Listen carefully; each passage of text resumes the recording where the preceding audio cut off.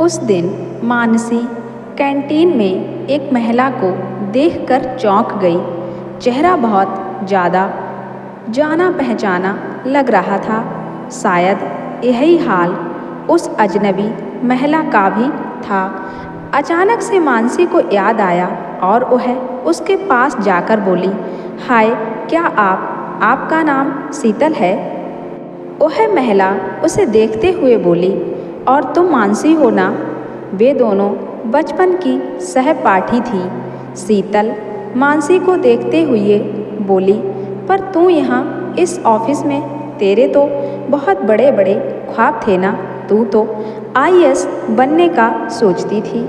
मानसी थोड़ा सकचाकर बोली, हाँ, सपनों में और हकीकत में अंतर होता है। पिताजी को बेटियों के हाथ पीले करने की जल्दी थी, तो उन्होंने मेरी पढ़ाई को महत्व ही नहीं दिया। शुक्रगुजार हूँ अपनी सासू माँ की कि उन्होंने शादी के बाद पढ़ने और नौकरी करने की अनुमति दी। अरे, अनुमति क्या देना, कमा रही हो तो उनके घर को ही भर ही रही हो ना। कौन सा खुद के पर्स में रख लेती हो? शीतल बालों को पीछे झटकते हुए बोली, नहीं नहीं, मेरी सासू माँ ऐसी नहीं है। वह मेरी कमाई का एक पैसा भी नहीं लेती हैं। अच्छा चल, अब तू भी यहीं पर नौकरी कर रही है तो किसी दिन मिलकर बैठते हैं और बहुत सारी बातें करते हैं। ऐसा कहकर मानसी कैंटीन से अपने डिपार्टमेंट में वापस आ गई। 2-3 दिन के बाद एक दिन लंच टाइम में शीतल मानसी को ढूंढती हुई उसके डिपार्टमेंट में आई और बोली, चल कैंटीन में जाकर खाना खाते हैं। शीतल को देखकर मानसी खुश हो गई। बचपन में भले ही वे दोस्त नहीं थे, पर साथ पढ़ने वालों को देखकर उनसे आने वाली अपने शहर स्कूल बचपन की सौंधी खुशबू से अपनेपन का एहसास तो होता ही है। मानसी बोली, मैं तो टिफ़िन लाई हूँ, आजा तुम भी साथ में ही खा लेते हैं। टिफ़िन में रखे गर्मा गर्म उत्तम चटनी सांभर को देखकर तो शीतल बोल पड़ी, हे भगवान, यह सब बनाने के लिए तुझे कितनी सुबह उठना पड़ा होगा। मुझसे तो यह सब होता ही नहीं है। कितने दिन हो गए हैं ऐसा घर का गरम नाश्ता किए हुए। मैं तो कुछ बनाती ही नहीं हूँ। सुबह काम करके आओ, शाम को जाकर फिर काम करो ना। बाबा, मुझसे तो नहीं हो पाता। तू कैसे सुबह सुबह इतना सब गरम नाश्ता बना लेती है? मानसी ने बोला, मैंने नहीं बनाया यह सब, मेरी सासू माँ ने बनाया है। सुबह का नाश्ता मुझे वही बना कर देती हैं। यह सुनकर शीतल की तो आंखें चौड़ी हो गई, पर फिर मुंह बनाकर बोली, अरे बेचारी, तुम सासू के साथ रहती हो तब तो तुम्हें बहुत काम करना पड़ता होगा और अपने मन का कुछ भी नहीं कर पाती होगी। ना अपने मन का खाना, ना अपने मन का पहनना, हर वक्त सास से दबकर रहना। मानसी उसे नकारते हुए बोली, नहीं, ऐसा कुछ नहीं है। मेरी सासू माँ तो मुझे शाम को भी रसोई में जाने नहीं देती हैं। कहती हैं, थक कर आई हो, जाओ पहले थोड़ा समय मानवी बेटी के साथ खेलो, थोड़ा समय मानसपति के साथ बिताओ।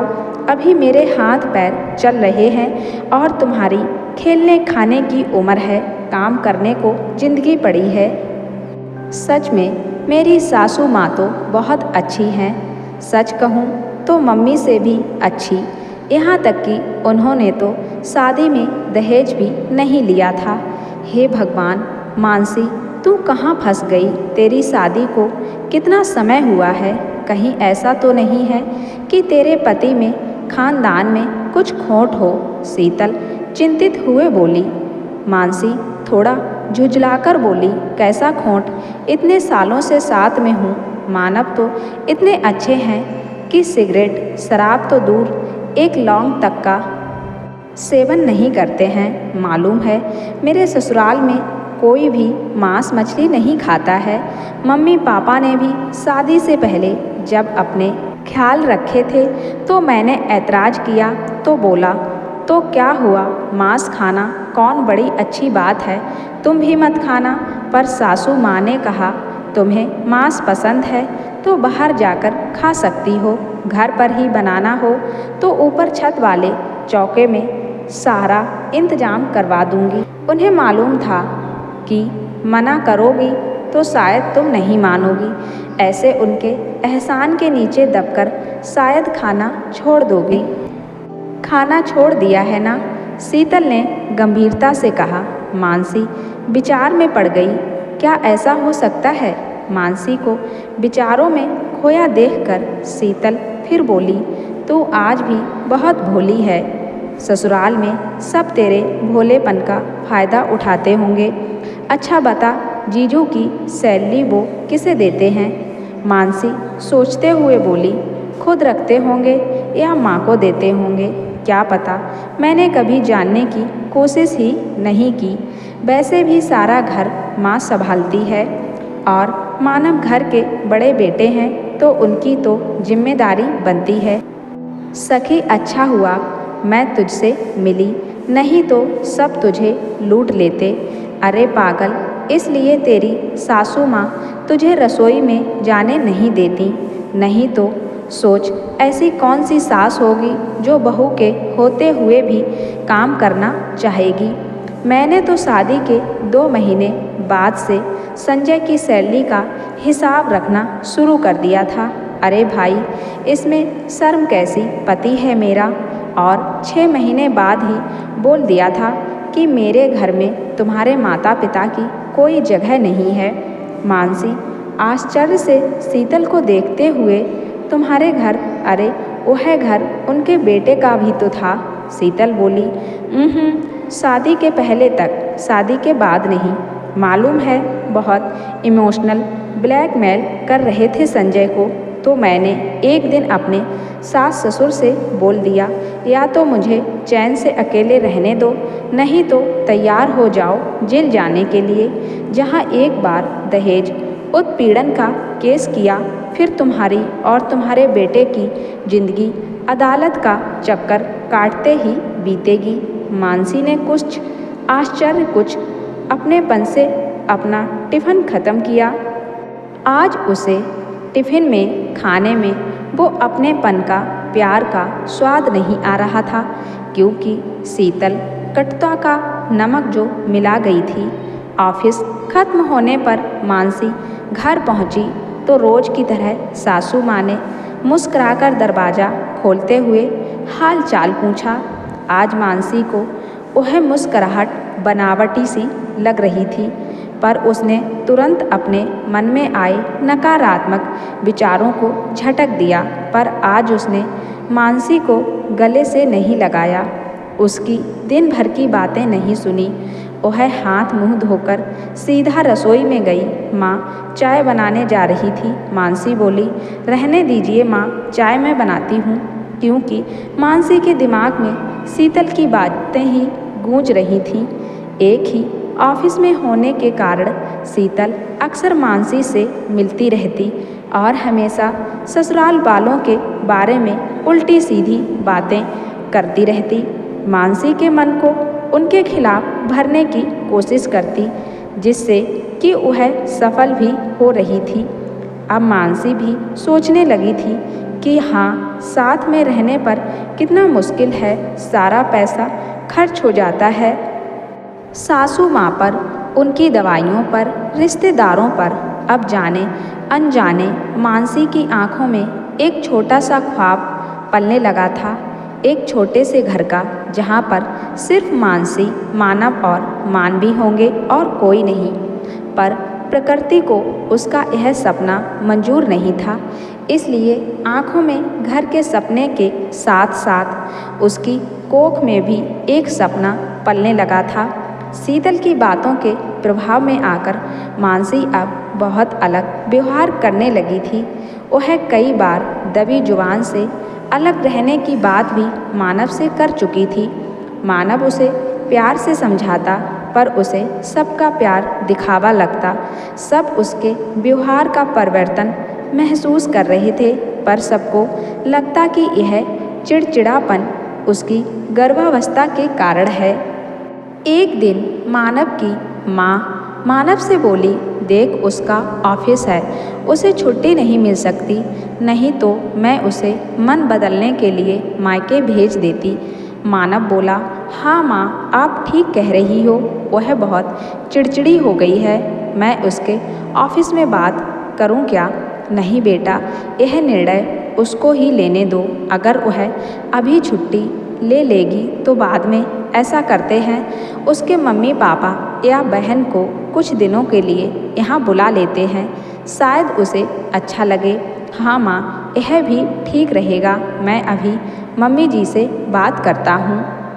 कुछ दिन बाद मानसी के मम्मी पापा तो नहीं आ पाए, पर छोटी बहन तापसी आ गई। अब दोनों बहनें आपस में गप्पे मारती, कभी कभी सासू माँ भी उनके ठाकों में सम्मिलित हो जाती। एक दिन तापसी बोली, मानना पड़ेगा दीदी, तुम बहुत भाग्यशाली हो जो इतनी अच्छी सासू माँ मिली हैं। मानसी कुछ मुंह बनाकर बोली, तुम भी ना इनके बहकावे में आ गई। कोई अच्छी बच्ची नहीं है, सब नाटक है, बेटे को काबू में करके रखने के लिए, इसलिए तो दहेज नहीं लिया कि बहू एहसान तले दबी रहे। इतना कहकर मानसी तो वहाँ से हट गई, पर तापसी सोचने लगी, इतने सालों से सासू माँ की जीजू की इतनी तारीफ़ें करने वाली मेरी दीदी को यह क्या हो गया है? यह सारी बातें जो उसने कही वह उसकी नहीं लगती। तापसी ने मन में कुछ सोचा, वह छोटी जरूर थी पर समझदार थी। उसने सोचा, अभी अगर वह मानसी को कुछ समझाने गई तो मानसी उसे भी अपना दुश्मन समझ बैठेगी। पहले पता लगाना पड़ेगा कि मानसी को ससुराल वालों के खिलाफ भड़का कौन रहा है। रातों रात जब तीनों मतलब मानसी, तापसी और मानवी सोने जा रहे थे, मानवी की ओर देखकर बोली, दीदू जग रहे हो या सो गए हो? वो गाना याद है जो मम्मी बचपन में सुनाती थी? इतना कहकर वो गाने लगी, मीठी मीठी बातों से बचना जरा, दुनिया के लोगों में है जादू भरा। मानवी भी साथ में गाने लगी, मासी पूरा गाना सुनाओ ना। नहीं, अब सो जाओ। तापसी और मानवी तो सो गई, पर मानसी की आंखों में नींद नहीं रही थी। वह मानो बचपन में पहुंच गई थी। उसके कानों में बार बार सिर्फ यही गाना गूंज रहा था, मीठी मीठी बातों से बचना जरा, दुनिया के लोगों में है जादू भरा। दूसरे दिन शाम को जब मानसी ऑफिस से घर आई तो चाय वगैरह पीने के बाद तापसी से बोली, दीदी आप मुझे कहीं घूमने नहीं ले गई इस बार? मानसी बोली, इतने सालों से तो हर बार घूमती है, अब कुछ बचाकर भी रख ले तेरे लिए। ठीक है, कल छुट्टी है, कल मॉल चलेंगे। क्या दीदू, मॉल तो मैं वहाँ पर भी घूम लेती हूँ। आपने बताया था ना आपकी बचपन की कोई दोस्त यहाँ आपको मिली है, वो कई बार यहाँ घर पर भी आ चुकी है, चलो ना मुझे उससे मिलवाओ ना। तापसी ठुनकते हुए लाड से बोली, ठीक है तो उसे कल घर पर ही बुला लेती हूँ। मानसी खुशी से बोली। तापसी बोली, दीदू मुझे घूमना है, आप उनको क्यों बुलाओगी? चलो ना हम जाकर उनको सरप्राइज़ देते हैं।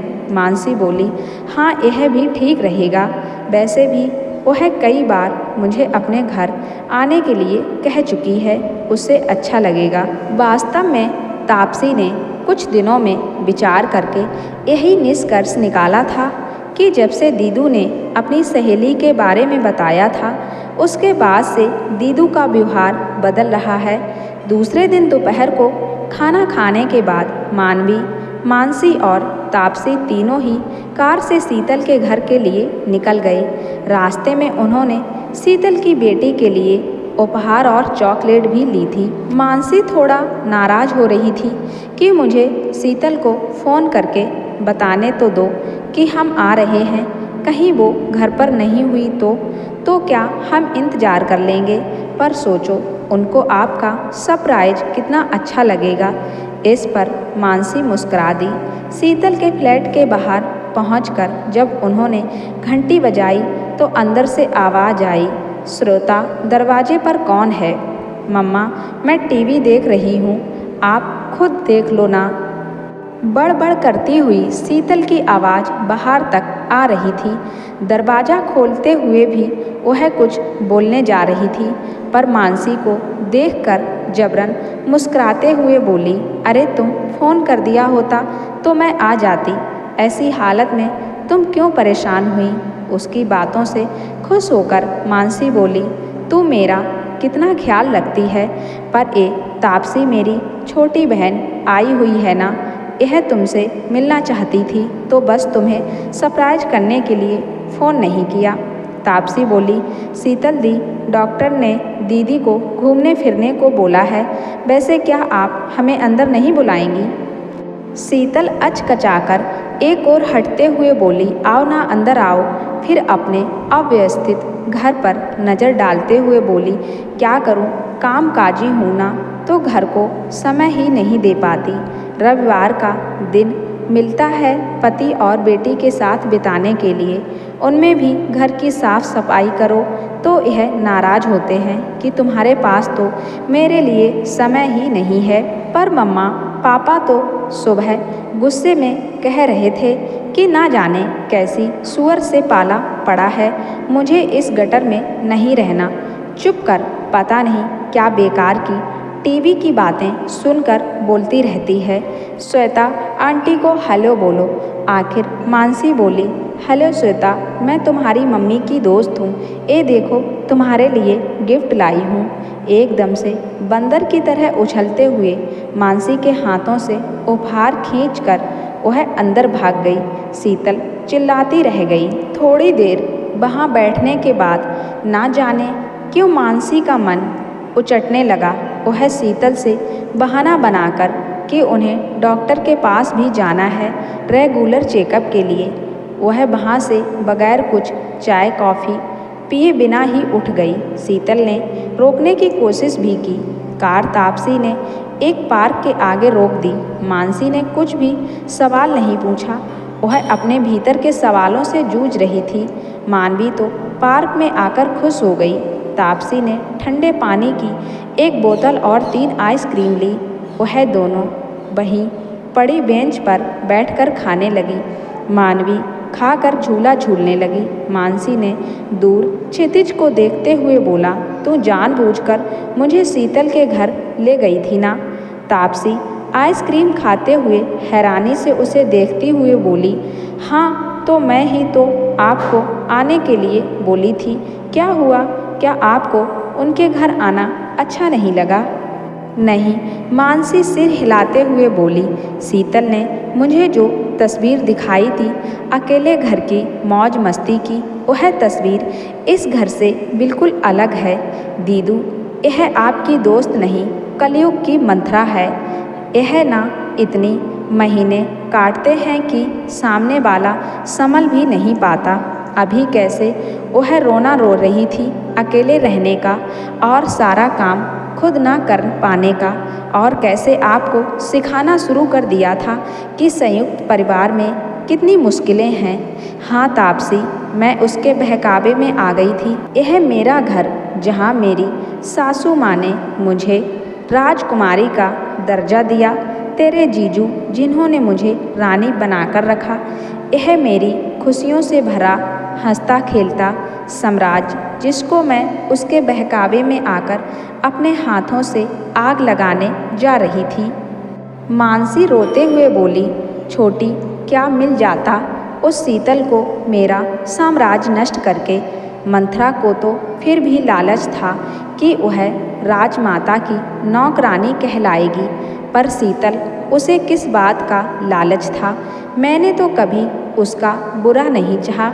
भगवान का शुक्र है कि तू आ गई और तूने मुझे उसके चंगुल से निकाल लिया। दीदू, मैंने कुछ नहीं किया, आपको खुद से इस बात का एहसास हुआ, और अब वचन दो, अब किसी की मीठी बनावटी बातों में नहीं आओगी थोड़ी देर बाद मानसी अपनी सासू माँ के गले से लगकर रो रही थी। उनसे सारी बातें अपनी सासू माँ को बता दी। मानसी ने मानव से भी अपने व्यवहार के लिए क्षमा मांगी। वह रोते हुए उन दोनों से बोली, अब आप दोनों मुझसे उतना प्यार नहीं करेंगे ना? सासू माँ उसे गले लगाते हुए बोली, तू हमेशा मेरी बेटी थी और रहेगी। मानव बोला, और मैं, तुम दोनों मेरे कलेजे का टुकड़ा हो। और मैं दादी, तुम तीनों मेरे कलेजे का टुकड़ा हो।